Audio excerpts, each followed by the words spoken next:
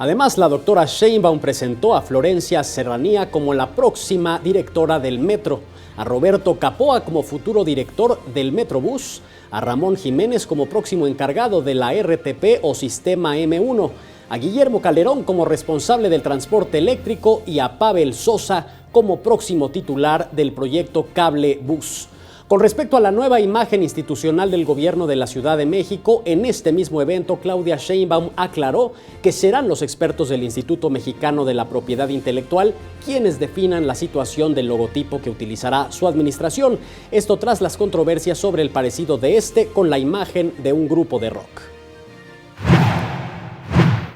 Se lo vamos a entregar para que ellos definan de múltiples parecidos que se encontraron en las redes, para que vean la parte, ellos decían la parte legal, pero la parte técnica también, ¿no? Para que no sea interpretación de cualquier persona, sino pues realmente de los expertos y la institución que lo establece, no solamente en la ciudad, sino en el país.